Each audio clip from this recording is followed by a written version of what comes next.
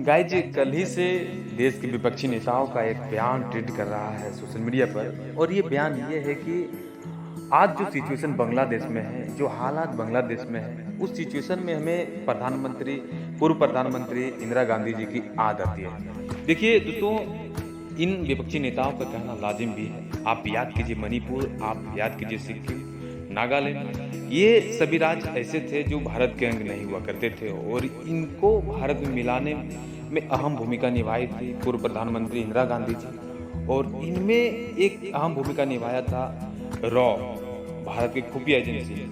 देखिए दोस्तों, जो सिचुएशन आज बांग्लादेश में है, जो हालात हैं, वहाँ के हिंदुओं पे मुस्लिम कट्टरपंथियों का बहुत ही बड़ा डर है, भय है। वहाँ के हिंदुओं को सताया जा रहा है, वहाँ पे हिंदुओं के घर को जलाया जा रहा है। तो इस सिचुएशन में भारत को एक ठोस कदम उठाने की ज़रूरत है और ये कदम ऐसी होनी चाहिए जिससे कि बांग्लादेश में भारत की एक जो अकड़ है वो काफ़ी शान से दिखे, पूरी दुनिया में दिखे कि भारत भी एक सुपर पावर है। और यही समय है कि हम पूरी दुनिया को अपनी पावर को दिखाएं, अपनी सुपर पावर बनने की ताकत को दिखाएं।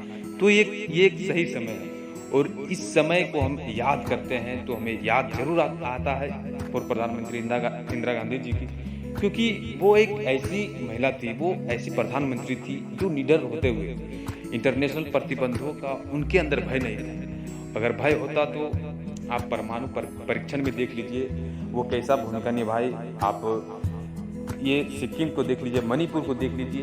इन सभी राज्यों में जब वो अपना शासन चलाने लगी थी तो उनका एक अलग माहौल बना था पूरे दुनिया में, उनका एक अलग ही पॉजिटिव माइंड पूरी दुनिया में गया था और उस समय से भारत की छवि में काफ़ी सुधार आई थी। तो वही सिचुएशन आज बांग्लादेश में है।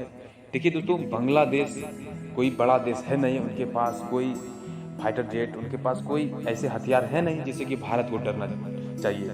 बस वहाँ के लोगों के, वहाँ के पॉपुलेशन को अपने कंट्रोल में लेना चाहिए। और इस समय हमारे खुफिया विभाग को एक्टिव होना चाहिए, रॉ को, और रॉ को एक ऐसा माहौल बनाना चाहिए बांग्लादेश में जिससे कि भारत के खिलाफ जितने भी वहाँ के लोग हैं उनके माइंड में पॉजिटिव माइंड सेट हो और वहाँ पे भारत को पसंद करना, उन लोगों को मजबूरी में भारत को एक अलग रूप में देखने का मौका मिले।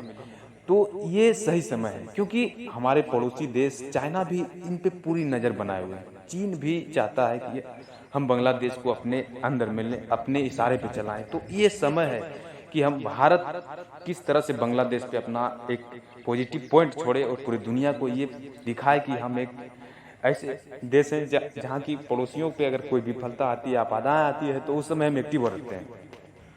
और गाइज आप एक चीज और गौर कीजिए, आप एक पॉइंट को और समझिए कि अगर भारत बांग्लादेश में कुछ नहीं करता है, बांग्लादेश में जैसे अदर देश है उसी तरह रहता है, तो एक बात तो लाजिम है कि वहाँ के पूर्व प्रधानमंत्री शेख हसीना भारत में है और भारत में होने के कारण वहाँ के जो विरोधी लोग हैं, वहाँ पे जितने भी शेख हसीना के विरोधी थे वो भारत के खिलाफ हो गए और वो कभी भी अब भारत के पक्ष में कोई भी बात को एडजस्ट नहीं करेगा और वो हर समय भारत के खिलाफ ही होगा। तो गाइज अब ये समझने वाली बात है कि कैसे बांग्लादेश को अब भारत एब्जॉर्ब करता है अपने देश के अंदर, कैसे उसको लाता है।